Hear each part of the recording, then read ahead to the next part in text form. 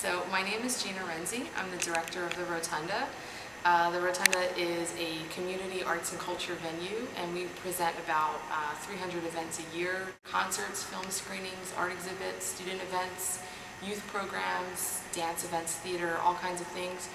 Anybody can put on an event here. Anybody can come to an event. Most of the events are free. And we have a very close relationship with Penn. Penn actually sponsors a number of our events, so we actually get to pay performers to perform at events that are free to the public. So it's a really great and diverse space. And we are celebrating this year the 100th birthday of the building in which we stand. So right now we are in the sanctuary space of the building. This used to be a Christian Science church, and so this is where the congregation would gather every week. And originally it sat about 1,200 people.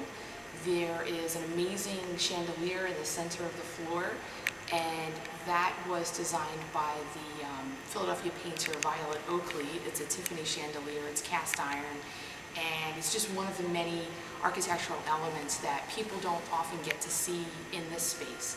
We have events in this space probably maybe a dozen times a year, if not less. It's a very challenging space to use. The building is 100 years old, and it was designed by Carrere and Hastings, who were known for incorporating early Christian elements into their architecture. So if you look around, it kind of reminds you of a place like the Pantheon in Rome. And when the building was open, people weren't exactly sure how the architecture was going to be received. It's a really massive space, and it's quite different from a lot of the things that are on this block and in this neighborhood. There's a lot of classic revival and Victorian elements in this neighborhood, and this sort of stands alone. So, but apparently from what we've read in newspaper clippings, it was well received. It was considered really major for its time. And if you look up the architects, you'll see that they've designed things like the New York Public Library on Fifth Avenue that has really similar windows to what we have here. And they had, sort of a signature design as far as I'm aware. There are little folk tales about this space, being as it was a church, and we're not really in touch with the congregation so much. At times, neighbors will come in for an event and they'll tell us about what it was like when the space was a church, and some of them actually were part of the congregation at one point. And one of the tales that I hear every so often is that the pipe organ, which is in the front, of course, was so strong that it shook your entire body and it shook the pews.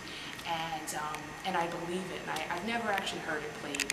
So maybe one day we'll do that. People always ask about why the chandelier is in the center of the floor. And basically it was taken down in, I believe, 2005 when the Live Arts Festival presented an event in here. They presented Siobhan Davies Dance Company out of the UK, and they actually hung a video projector from the cables that usually support the chandelier. So it's actually become more fun to keep the chandelier down, because people at many times will incorporate it into their shows.